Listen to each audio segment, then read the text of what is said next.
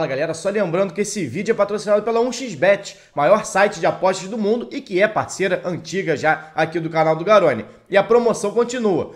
Se você fizer o seu registro no link que está aqui na descrição desse vídeo e utilizar o cupom GARONE, quando você fizer o seu primeiro depósito, você recebe o valor em dobro. Ou seja, botou R$50, recebe 100, botou 100, recebe 200 para apostar. Então não fica fora dessa não. Aproveita o link aqui na descrição e utiliza o cupom GARONE no seu primeiro depósito para aproveitar essa promoção da 1xBet. Vamos falar desse River Plate 3, Vasco 0. Né? Estreia do Vasco do time principal na temporada, uma estreia com derrota, mas uma derrota que o placar não diz o que foi o jogo.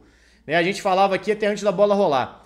É natural que seja um jogo de muitos erros e principalmente de erros por parte do Vasco. Porque o River é um time mais pronto, mais cascudo, vem jogando junto há mais tempo. Apesar de ter, obviamente, algumas modificações, algumas mudanças, porque é normal de janela, inclusive a volta do Nath Fernandes, ou seja, é uma baita de uma mudança para cima, né? Uma melhora nesse elenco. O Vasco já é um time com uma reformulação muito maior. É um time que está vindo da Série B para a Série A, reformulando 80%, 90% do seu elenco, que nem tem todos os jogadores ainda disponíveis. Orelhano e Jair, por exemplo, começaram no banco, De Luca nem viajou, Bambu não viajou, você tem nomes ainda a serem contratados, Ivan não estreou hoje, então assim, mesmo muito reformulado, inclusive muitas das reformulações, das mudanças, sequer foram utilizadas hoje, ou como titular, ou sequer no banco de reservas. Então, era normal que fosse um jogo de muitos erros, e foi um jogo de muitos erros, mas também de muitos acertos. Os erros foram decisivos para o placar. O Vasco permite o 1-0 do River Plate no momento onde o Vasco era melhor no jogo. O Vasco conseguia construir, principalmente pelo lado direito, com Peck e Pumita, algumas das principais jogadas da partida. Teve chance do Peck em velocidade finalizando de perna direita, teve cruzamento do Peck de perna direita na cabeça do Eric Marcos, que não fez um bom jogo. Ele e Miranda talvez tenham sido os que mais destoaram do time titular. Teve a chance de cabeça, quando estava 0-0 ainda, desperdiçou. Teve uma jogada construída da direita vindo para dentro, que o Pumita finaliza por cima do gol de perna esquerda. Então o Vasco estava bem no jogo. E o River só tinha levado perigo uma vez ao gol do Alexander de bola parada. A gente falou aqui, a arbitragem não influenciou diretamente no resultado, no sentido de, roubou para o River. Mas foi, desde o início, uma arbitragem que marcava todos os contatos.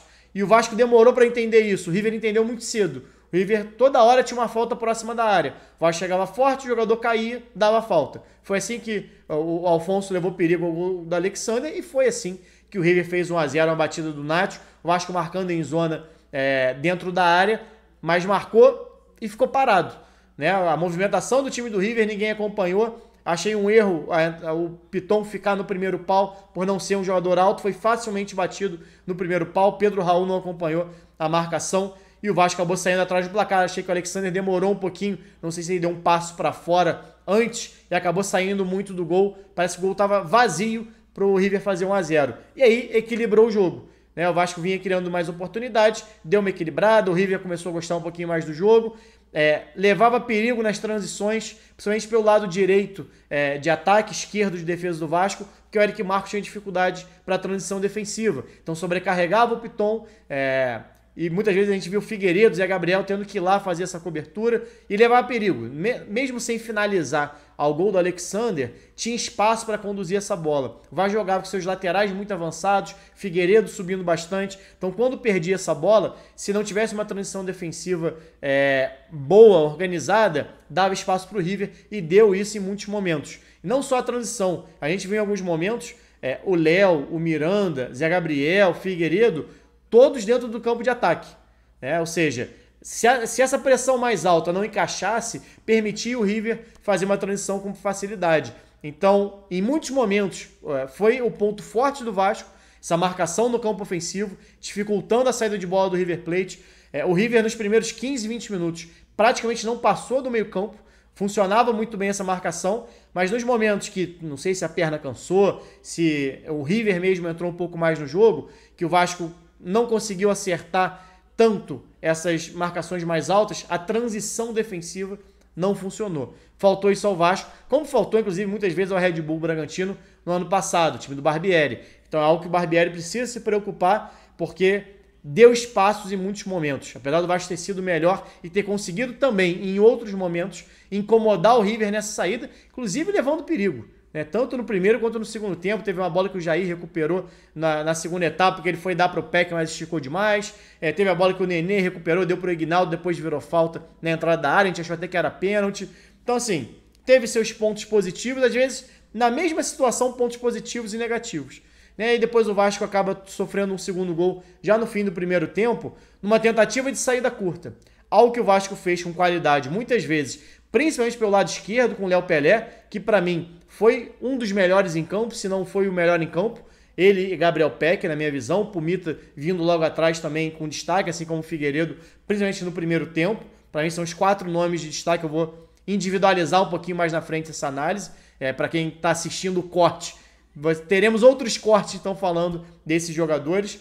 Mas aí uma tentativa de saída, que a bola vai para o lado direito, que você não teve a qualidade do Léo que teve o jogo todo, o Miranda acabou falhando. Era o momento de você quebrar essa bola para frente. O Vasco, apesar do Barbieri ter a ideia de sair jogando mais curto, de você conseguir construir de pé em pé, não é um treinador que obriga o cara a forçar a saída de qualquer maneira. Tanto que a gente vê em muitos momentos o Vasco saindo numa bola longa, inclusive quase marcou um gol assim, com o Pumita numa bola longa para o Pedro Raul, que ele escorou e o Pumita finalizou já na segunda etapa. Então, foi um erro, um gesto técnico, um erro de gesto técnico do Miranda, e também de leitura de jogo, não entendeu o risco que ele estava correndo naquele momento. Saiu o segundo gol e aí daquela esfriada natural. 2-0 no primeiro tempo, mesmo jogando bem, que a gente falava aqui do erro estar mais condicionado ao lado do Vasco, por ser um elenco mais novo do que o do River, foi exatamente isso. Um erro de marcação numa bola parada, um erro individual do Miranda na saída, depois o Figueiredo falha também, essa bola chega a voltar, passar no pé do Figueiredo, ele não consegue dominar e acaba saindo o gol do 2-0. O Vasco volta para o segundo tempo sem mudanças, continua com a mesma postura de tentar marcar mais alto, consegue levar perigo em muitos momentos, mas não consegue concluir, como eu falei aqui. Teve a chance do Pumita batendo de pé direito, teve mais uma falta para o Nenê bater, teve a jogada do Ignaldo, que ele também dá uma refugada na hora de finalizar, ele corta para a perna esquerda e acaba sendo travado. Enfim, tiveram lance até no fim do primeiro tempo com o Peck finalizando também, Pedro Raul de cabeça 2 vezes, cruzamento do Orelhano, cruzamento do Piton, ou seja, que eu falava do erro, mais do lado do Vasco e do River. O Vasco teve algumas chances e não matou. O River, quando teve, concluiu e matou o jogo nas poucas chances que teve. Não tem o scout aqui, mas o Vasco certamente finalizou mais do que o River. O Vasco buscou mais o jogo que o River, teve mais controle, mais posse, inclusive, no campo ofensivo, mas não teve a competência que o River teve.